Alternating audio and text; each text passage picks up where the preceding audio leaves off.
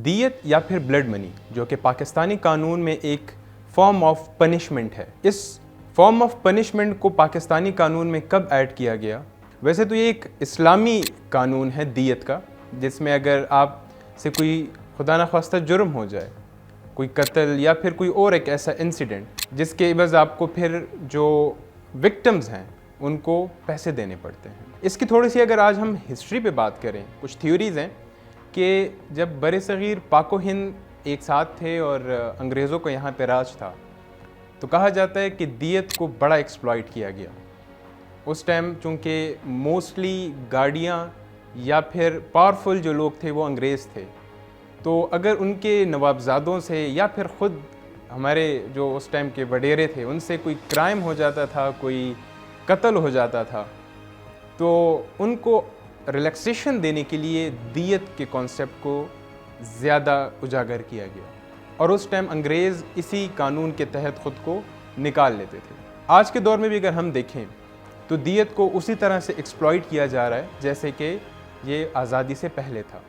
हमारे पास कुछ केसेस हैं जो कि हमने टीवी पे या सोशल मीडिया पे बार बार देखे। एक तो रिसेंट कारसाज एक्सीडेंट था और कुछ और थे जो कि शायद हम भूल चुके हैं। इन इवेंट्स को बताने का मकसद ये है कि हमारा कानून कितना वीक है और क्या ये सबके लिए बराबर है या फिर उनके लिए डिफरेंट है जो इसको अफोर्ड कर सकते हैं। मैं सबसे पहले स्टार्ट करूंगा शाहरुख जतोई के केस से। बात करते हैं दिसंबर 24, 2012, जब शाहज़ेब खान अपने बहन की शादी अटेंड करके वापस जा रहा था।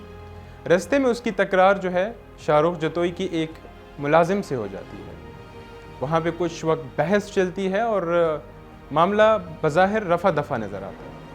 शाहज़ेब जब वापस अपने घर की तरफ जा रहा था तो शाहरुख जतोई अपने दोस्तों समेत उसकी गाड़ी को रोकते हैं और उसको गोलियां मार देते हैं। ये इवेंट इतना बड़ा था और इतना हाई प्रोफाइल था कि पूरे सोशल मीडिया और ब्रॉडकास्टिंग मीडिया पे इसको हाईलाइट किया गया और लोगों ने काफ़ी प्रोटेस्ट किया और मुहिम चलाई गई कि जस्टिस फॉर शाहज़ेब खान। 2013 में कोर्ट ने शाहरुख जतोई के खिलाफ फैसला दिया और उसे सजाए मौत दे दी। वक्त गुजरता गया और 2017 में शाहज़ेब खान के फैमिली को इतना प्रेशराइज किया गया कि उन्हें दियत कबूल करनी पड़ गई और ऐसे एक हाई प्रोफाइल केस ख़त्म हुआ, ऐसे एक एलीट जो है वो आज़ाद हुआ।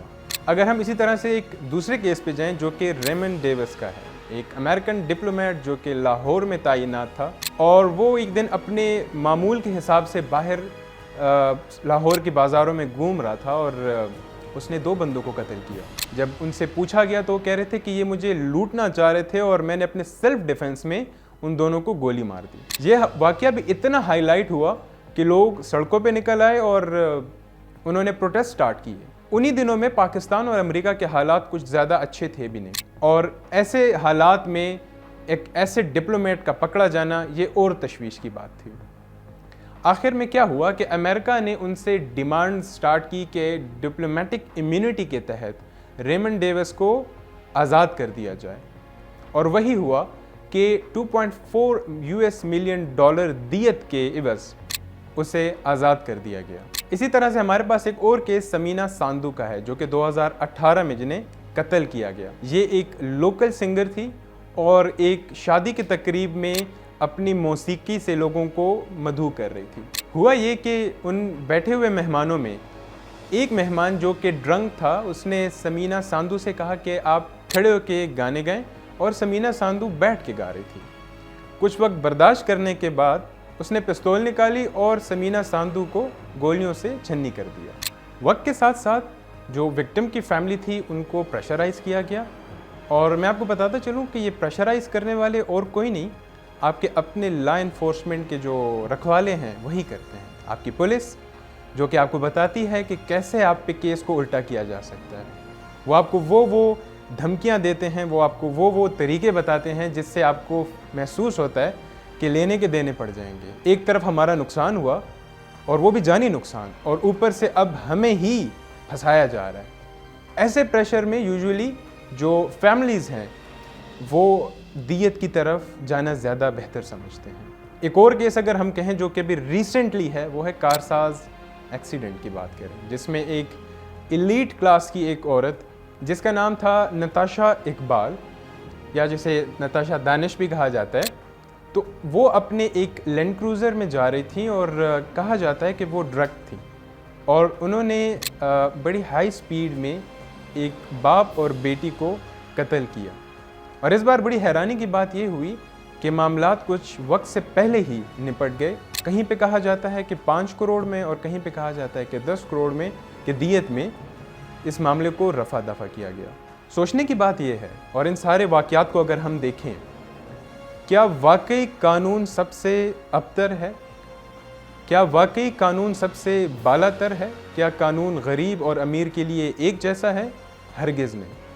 किताबों में या फिर किसी पॉलिटिशियन से अगर आप सुनेंगे तो बिल्कुल बालातर है, लेकिन रियलिटी में आपको कानून किसी के लिए बराबर नज़र नहीं आएगा।